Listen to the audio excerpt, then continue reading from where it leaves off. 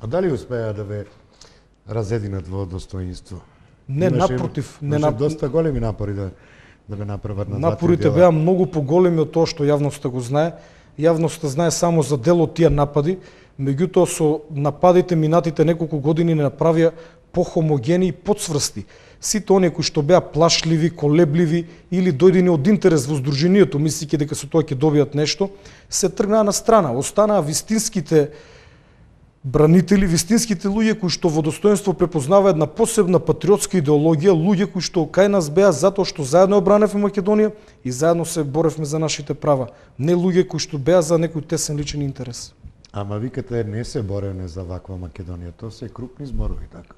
Во 2001 година јас бев тешко ранет. Во Рачиново за малку ќе загинев, никој не веруваше дека ќе останав жив. Една третина од во десната страна на градниот кош, една третина од дебелиот дроб ми е извадена. До денес жицата со која што ми се врзани ребрата стое во мене, меѓутоа не се борев за ваква Македонија. Верував дека Македонија ќе стане пристојно и честно место за живење. Ниту едното, ниту другото не го гледам денес. Македонија е земја која што е на дното на Европа, за жал и на дното во регионот, не помина дури и една Албанија која што е повеќе кратно има повеќе инвестиции од Македонија, не помина и Србија која што пред само 10 години беше бомбардирана од НАТО силите.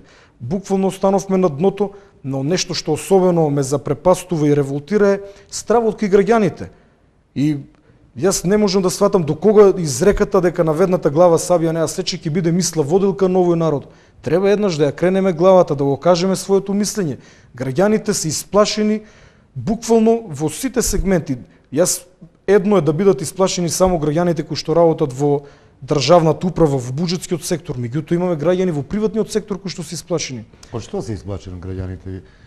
Од долгата рака на власта која што е исплашена од помислата дека може да изгуби власта или дури долку да не ја изгуби власта, дека ќе значително ќе биде намалена, нешто што е повеќе од известно на овие избори. Власта грчевито се боре сегашната влада да ги задржи овие позиции, макар и ослабнати, не затоа што повторно сакат да се борат за Македонија уште 4 години, не затоа што сакат да украдат уште малку пари повеќе од она што го украдува во овие 4 години, туку убеден сум само да ги исперат трагите, да ги исчистат трагите од криминалот кој што го направи овие неколку години, кој што според нас е огромен. Ова се работи буквално за грабеж во Република Македонија. Добро, ова многу често слушаме, вие крадете, ама крадевте и вие. И така се вртиме во круг во Македонија. Никој не одговара, а се покажува прст на сите дека крадели. Затоа треба да се стави крај на тој црно-црн свет. Некои викат црно-бел свет, СДСМ, ДПМН. Тоа е црно-црн свет. Едните ќе се тргнат, ќе дојдат другите.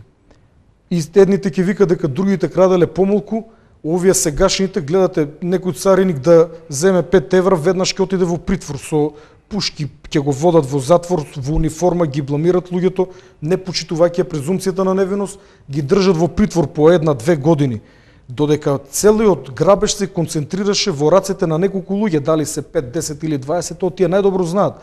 Меѓутоа, доколку достоинство влезе во идниот состав на собранието со доволен број на пратеници, сите тие случаи ние ќе ги разгледаме. За разлика од порано, денес е многу лесно да се докажат сите активности на оваа влада кои што мирисат на криминал, а такви имаме многу, особено последните неколку години.